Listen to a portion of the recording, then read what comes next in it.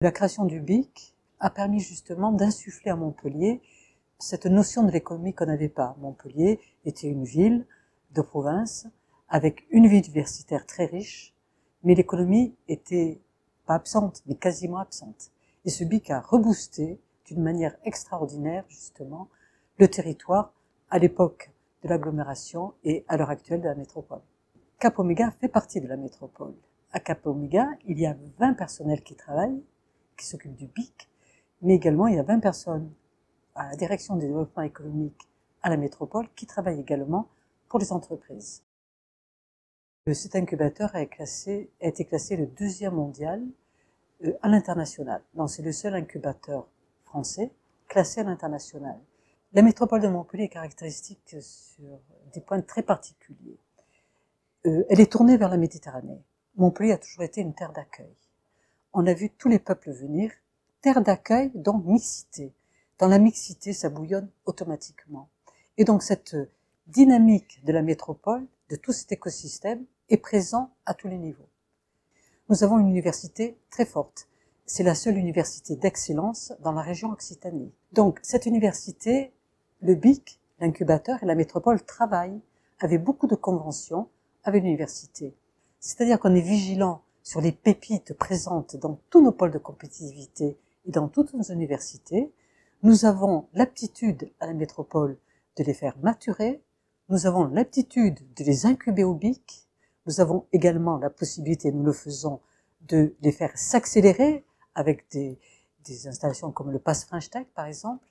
Nous avons également la possibilité, de par ma délégation, c'est de les conserver sur notre métropole en créant évidemment de l'immobilier d'entreprise. Et ensuite, nous les amenons à l'international. Et ça aussi, c'est unique nationalement et internationalement parce que cet accompagnement de la métropole, de la pépite universitaire jusqu'à l'international, il n'y a aucune autre métropole qui le fait pour l'instant au niveau national. Il nous manque peu de choses. Le premier, je ne l'ai pas cité, et je m'en excuse, c'est Dublin en Irlande.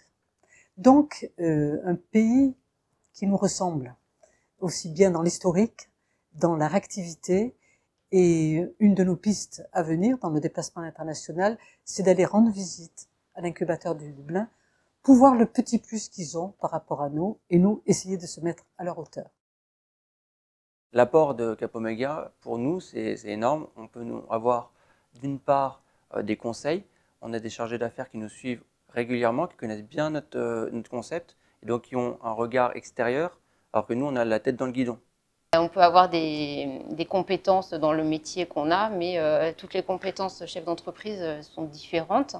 Et puis ce qui était très intéressant aussi, c'est d'être avec 11 autres porteurs de projets, donc qui sont dans les mêmes cas, qui ont les mêmes interrogations que nous. Ça a été le déclencheur en fait de la création de la société. Et d'ailleurs, sans Cap Oméga, je ne pense pas qu'on aurait créé une société.